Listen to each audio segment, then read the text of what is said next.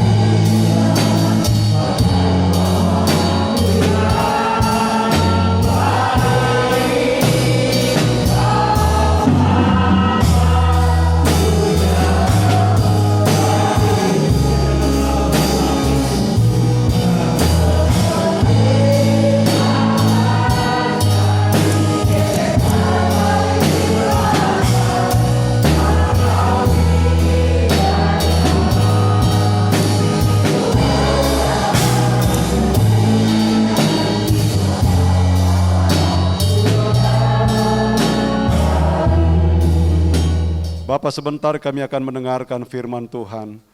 Berbicara lagi bagi kami semua, urapi hamba-Mu, pakailah sesuai dengan kehendak Tuhan. Pemagaran Tuhan menjadi bagian hamba-Mu, jauhkan dari segala hal yang tidak baik, dan biar kami semua benar-benar menikmati dan merasakan. Ada kuasa yang kami alami dan ada kuasa yang kami nikmati ketika kami mendengarkan kebenaran firman Tuhan. Dengan penucapan syukur kami sambut kebenaran firman Tuhan. Dalam nama Tuhan Yesus Kristus. Haleluya. Amin. Puji Tuhan, salam sejahtera dalam kasih Tuhan Yesus Kristus yang adalah kepala gereja kita. Kita dapat bertemu lagi dalam ibadah. 2 kali hari Minggu kita tidak mengadakan ibadah karena keadaan, tetapi kita percaya bahwa hari ini adalah hari di mana kita bisa berkumpul, dan ini pun adalah merupakan waktu Tuhan yang Tuhan berikan buat kita semua. Baik saudara-saudara, sehubungan dengan Desember, kita tahu bahwa Desember itu tidak terlepas dari yang namanya Natal. Walaupun kita jemaat GPDI Pada Mulia tidak merayakan Natal karena memang lagi-lagi keadaan tidak memungkinkan, tetapi biar kiranya Natal itu selalu ada di dalam hati kita, ya. Dan itu yang akan terus menjadi bahagian kita. Saudara-saudara, kesempatan ini kita akan melihat satu tokoh yang berhubungan dengan kelahiran Yesus, tidak lain yaitu adalah Maria. Kita mengenal Maria adalah seorang yang dipilih oleh Tuhan, seorang yang mendapat kasih karunia Tuhan untuk bisa melahirkan Sang Juru Selamat. Ya, judulnya adalah Maria mendapat kasih karunia. Kalau kita membaca di dalam Injil Lukas pasalnya yang pertama, ayatnya yang ke-28 sampai ayatnya yang ke-29, di sana dikatakan, Injil Lukas pertama ayat 28 sampai 30. Ketika malaikat itu masuk ke rumah Maria, ia berkata, "Salam, hai engkau yang dikaruniai, Tuhan menyertai engkau." Ayat 29, Maria terkejut mendengar perkataan itu lalu bertanya di dalam hatinya, apakah arti salam itu? Ayat 30, kata malaikat itu kepadanya, "Jangan takut hai Maria, sebab engkau beroleh kasih karunia di hadapan Allah." Ada satu keistimewaan yang sudah dinyatakan di dalam ayat-ayat tadi, di mana Maria mendapat kasih karunia di hadapan Allah. Artinya apa, saudara? Artinya sebelumnya Allah sudah memperhatikan sikap perjalanan hidup daripada seorang Maria, sehingga pada waktunya kemudian Allah memilih Maria untuk menjadi perantara Sang Juru Selamat, yaitu Yesus datang ke dalam dunia ini. Ada beberapa hal yang dapat kita akan pelajari mengenai Maria ini. Mengapa dia mendapatkan kasih karunia dari Allah? Yang pertama adalah bahwa ini adalah merupakan penggenapan janji Allah. Jadi jauh sebelum Maria lahir pun, Allah sudah berjanji ada satu masa, ada satu saat di mana Sang Juru Selamat ini akan lahir, akan datang ke dalam dunia ini. Dan di dalam ayatnya yang ke-27 dikatakan, kepada seorang perawan yang bertunangan dengan seorang bernama Yusuf dari keluarga Daud, nama perawan itu Maria, keluarga Daud. Jadi ini yang pertama, bahwa jauh sebelum, sekali lagi, jauh sebelum Maria lahir, sudah dinubuatkan, sudah dijanjikan oleh Allah bahwa akan muncul dari keluarga Daud, dari keturunan Daud. Daud kita kenal sebagai seorang raja yang sangat dikasihi oleh Tuhan. Sebab kenapa? Daud dia memperlihatkan bagaimana komunikasinya dengan Allah, bagaimana hatinya dengan Allah, bagaimana perjalanan hidupnya dengan Allah. Sehingga Daud merupakan seorang yang dipilih oleh Tuhan. Dari keturunan Daud akan muncul Sang Juru Selamat. Dan itu adalah merupakan ayat yang kita baca tadi, adalah merupakan penggenapan. Kemudian ayatnya yang ke-32 dan ayatnya yang ke-33, di sana masih menyinggung tentang Daud. Ia akan menjadi besar dan akan disebut anak Allah yang Maha Tinggi. Dan Tuhan Allah akan mengaruniakan kepadanya takhta Daud, bapa leluhurnya, ayat 33. Dan ia akan menjadi raja atas kaum keturunan Yakub sampai selama-lamanya, dan kerajaannya tidak akan berkesudahan. Raja Daud ada batasan dalam dia memimpin bangsa Israel, tetapi keturunannya yaitu Yesus yang dilahirkan oleh Maria tidak berkesudahan kerajaannya. Berbicara tentang Yakub, berbicara tentu dengan 12 anak Yakub, 12 suku yang tersebar di seluruh dunia. Ya. Dan inilah saudara-saudara yang kemudian menjadi alasan untuk seorang Yesus menjadi raja dan sampai di Indonesia juga. Dia adalah raja kita untuk selama-lamanya. Itu yang pertama, saudara-saudara. Yang kedua,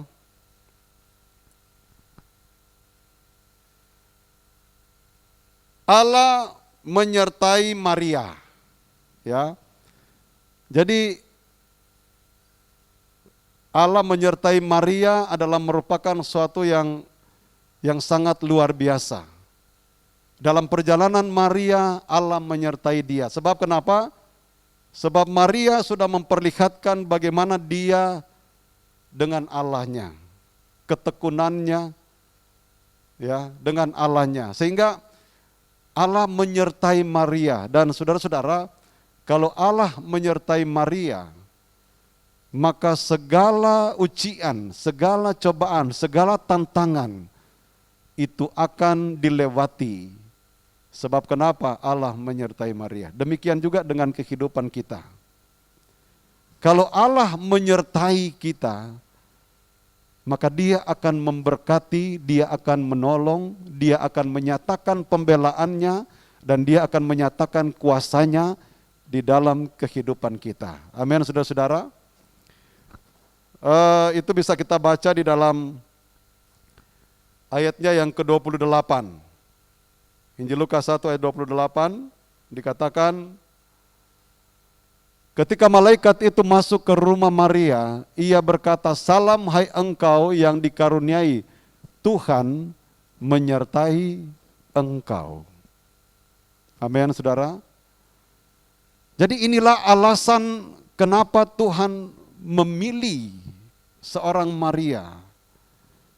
Karena mempunyai latar belakang yang baik, karena mempunyai latar belakang keturunan Raja Daud, dan Allah menyertai Maria. Kiranya juga kita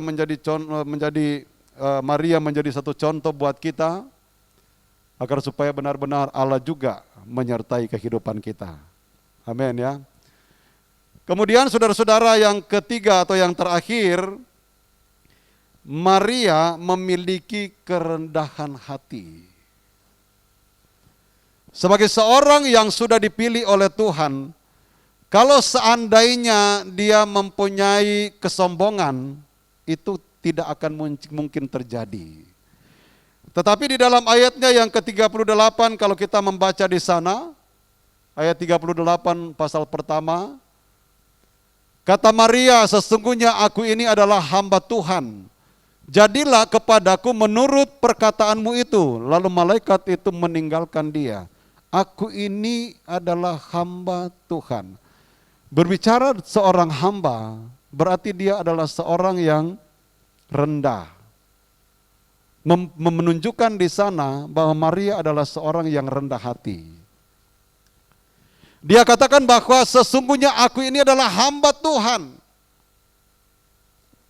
Jadilah padaku menurut perkataanmu itu. Menjadi seorang hamba memang tidak gampang, saudara-saudara. Kasarnya menjadi seorang pembantu itu tidak gampang. Tetapi buat kita sebagai orang percaya, kalau kita meneladani seorang Maria, kita pun ingin diajar untuk menjadi seorang hamba. Dalam pelayanan, dalam pengiringan kita kepada Tuhan. Jadilah sebagai seorang hamba. Sebab yang mengatur kita adalah Tuhan, Sang Majikan kita. Sebagaimana Maria, dia perlihatkan bahwa dia adalah hamba Tuhan. Mempunyai kerendahan hati di sana, saudara-saudara. Dan izinkan kita juga untuk mempunyai hati seorang hamba. Sebab Tuhan kita adalah Tuhan Yesus Kristus. Amin. Dan itulah yang nantinya akan memberikan kekuatan kepada kita, memberikan semangat kepada kita untuk bisa melakukan apa yang sebenarnya menjadi keinginan Tuhan di dalam setiap kehidupan kita. Saya bersyukur kepada Tuhan. Saya sudah banyak kali sampaikan proses Tuhan sampai sekarang masih terus berlangsung. Tolong doakan supaya Tuhan terus menyatakan kuasa-Nya, kasih karunia-Nya kepada saya khususnya. Karena memang terus terang saja masih sering kali muncul ya pikiran, perasaan, dan itu seringkali misalnya jalan di mall, kok rasanya enggak enak. Dan itu memang mesti diatasin. Nah, saudara-saudara, ada ayat yang mengatakan di dalam Ibrani, persekutuan itu baik sekali. Nah, kita kan saudara-saudara biasa kita bersekutu di kalau anak-anak sekolah minggu, kaum wanita, kaum pria, umum. Lalu kemudian kita mungkin bergaul dengan orang lain. Nah, sekarang mungkin kalau saudara yang punya aktivitas bekerja, saudara tidak begitu terpengaruh dengan keadaan. Tetapi terus terang saya sangat terpengaruh biasa dengan teman-teman, misalnya dengan saudara-saudara dalam ibadah, wadah. Nah, sekarang sudah tidak dilakukan lagi, ini sangat mempengaruhi. Tetapi saya percaya ini juga adalah bagian dari proses Tuhan. Yang pada waktunya Tuhan akan mengangkat semua beban, ujian, cobaan ini. Karena itu juga termasuk proses Tuhan buat saya, saudara-saudara. Saya sudah pernah saksikan kepada saudara. Dan saya yakin ada satu saat benar-benar Tuhan memulihkan sama sekali. Ya, Tuhan tidak pernah salah. Mengizinkan corona ini terjadi itu dia tidak salah, saudara-saudara. Tetapi ini adalah bagian dari proses buat kita sebagai anak Tuhan. Saya sempat berpikir begini, mungkin juga saya sudah pernah katakan kepada saudara, ini corona ini baru panjar saja. Dari ujian yang terjadi, misalnya kan buat hamba-hamba Tuhan, buat orang-orang yang bekerja, ini misalnya dibatasi kan tinggal di rumah. Nah, banyak tentu yang menjadi stres. Nah ini baru panjar. Satu saat, kalau nanti yang bergerak semuanya robot, berapa banyak orang yang harus tinggal di rumah? Semuanya robot nanti kan, di restoran robot yang bekerja, di pabrik robot yang bekerja. Orang-orang yang tadinya bekerja di sana mau kemana? Tinggal di rumah semua. Jadi saya katakan bahwa ini adalah merupakan satu awal dari rencana Allah untuk mempersiapkan anak-anak Tuhan. Supaya bagi kita anak-anak Tuhan nantinya akan menampung banyak orang. Itulah mungkin yang dikatakan penuaian besar-besar akan terjadi. Nah itulah sebabnya ini adalah merupakan satu bagian dari rencana Tuhan. Buat kita persiapkan diri kita. Kita persiapkan mental kita, pikiran, perasaan kita. Untuk melihat jauh ke depan bahwa ada rencana Allah yang mulia buat kehidupan kita. Sebelum masuk di dalam proses yang berat ini saudara-saudara, kita sudah didahului dengan kekuatan dari Tuhan. Sudah diingatkan oleh Tuhan. Itulah sebabnya kita di rumah mungkin lebih banyak kita bergumul kepada Tuhan, berdoa, berkomunikasi dengan Tuhan. Agar benar-benar kehidupan kita mendapatkan kasih karunia dari Tuhan. Sebagaimana yang dialami oleh Maria yang melahirkan Sang Juru Selamat. Puji Tuhan, Tuhan Yesus memberkati kita semua. Mari kita bangkit berdiri. Tiada yang seperti Tuhan, setiap hari ku berdiri berhadapan.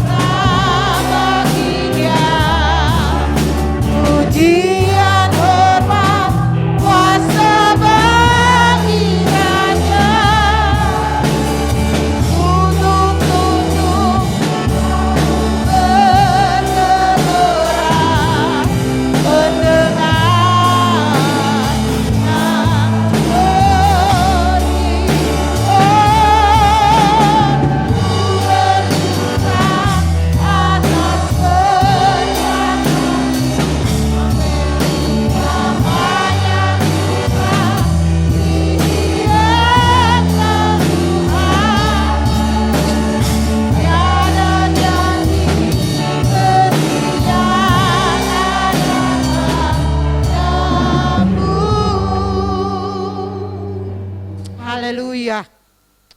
Haleluya, haleluya. Terima kasih Tuhan, kalau pada pagi hari ini kami ada di hadapan Tuhan, di dalam rumah-Mu untuk beribadah kepadamu, di tengah-tengah keadaan yang sukar dan sulit di hari-hari ini, kami dapat bersekutu dengan Tuhan. Ini adalah waktu yang terbaik buat kami Tuhan. Kami percaya firman-Mu terus bekerja dalam hidup kami. Kami yakin dan percaya kalau kami hidup sesuai dengan kebenaran, maka Tuhan Engkau akan pakai kami dan jadikan kami bagaikan Maria untuk menjadi berkat Tuhan, untuk menjadi sesuatu yang berguna bagi Tuhan. Terus bekerja di hari-hari ini dalam kehidupan kami. Kuatkan dan teguhkan kami di dalam Engkau. Firman-Mu terus berkarya melalui hidup kami. Berkati hamba-Mu yang sudah melayani kami dengan firman-Mu. Tuhan pakai dia, Tuhan berikan dia kekuatan yang baru, semangat yang baru. Kesehatannya Tuhan pulihkan dengan sempurna. Sehingga itu tidak menghalangi dia untuk melayani Tuhan. Terima kasih Tuhan, terima kasih. Dalam nama Yesus kami sudah berdoa dan menerima kebenaran firman Allah. Haleluya. Amin. Silakan duduk. Selamat datang Yesus Tuhanku yang turun dari surga yang rumahku. Selamat datang di dalam dunia. Tuhan jadi sama dengan manusia. Salam. Selamat datang Yesus Tuhanku yang turun dari surga yang rumahku. Selamat datang di dalam dunia. Tuhan jadi sama dengan manusia. Salam. Selamat datang Yesus Tuhanku yang turun dari surga yang rumahku. Selamat datang di dalam dunia. Tuhan jadi sama dengan manusia. Salam. Puji Tuhan. Kiranya kita kembalikan kepada Bapak Gembala. Engkau memberkati aku melimpah.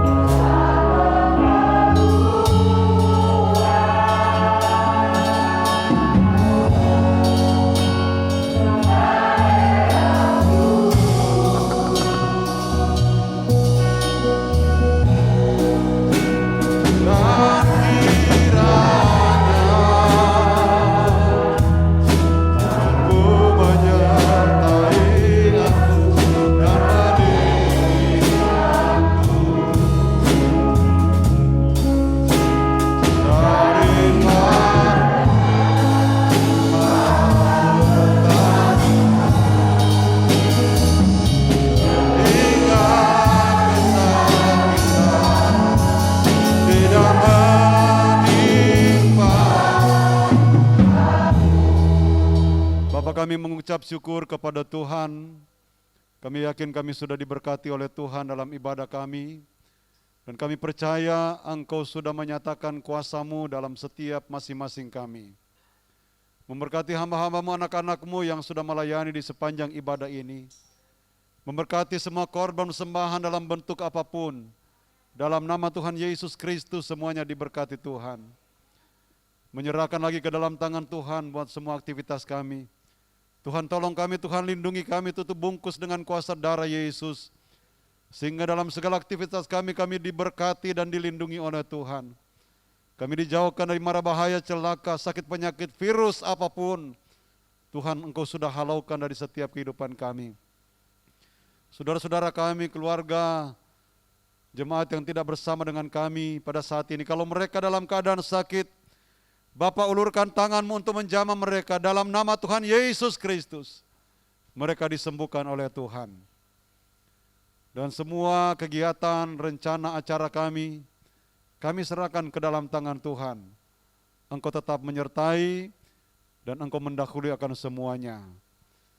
Terima kasih Bapa di sorga, bangsa, negara, pemerintah yang ada di Indonesia. Berkatilah bangsa kami ini ya Tuhan. Pulihkan bangsa kami ini dari keterpurukan yang terjadi, yang diakibatkan oleh COVID-19. Tuhan, nyatakan kemurahan-Mu, nyatakan kasih karunia-Mu buat bangsa kami ini. Engkau putuskan mata rantai COVID-19 ini, sehingga kembali perekonomian yang ada di Indonesia bangkit, dan semuanya boleh berjalan dengan baik. Pemerintah diberikan hikmat kebijaksanaan, agar mereka dapat menjalankan tugas mereka dengan sebaik-baiknya, demi kepentingan semua masyarakat yang ada negara dan bangsa ini. Terima kasih Bapa. Sebentar kami kembali pulang setia dalam perjalanan kami. Jauhkan, hindarkan dari hal-hal yang tidak diinginkan, tibakan dengan tidak suatu kurang apa-apa. Terima kasih banyak Bapa di sorga, dan pada akhirnya jemaat yang dikasihi Tuhan, pulanglah dengan berkat daripada Allah Bapa, cinta kasih dari Tuhan Yesus Kristus sebagai Allah Anak, persekutuan Allah Roh Kudus menyertai kita sekalian, menuntun, menghibur, menguatkan, bahkan meneguhkan iman, percaya, keyakinan kita, mulai pada saat siang hari ini sampai selama-lamanya. Tuhan Yesus datang kembali pada kali yang kedua. Dengan pengucapan syukur, kami sudah diberkati Tuhan. Dan kami akhiri ibadah pada saat ini. Kami alaskan hanya di dalam nama Tuhan Yesus Kristus. Haleluya. Dan kita semua berkata, amin. Puji Tuhan, Tuhan memberkati kita semua. Haleluya.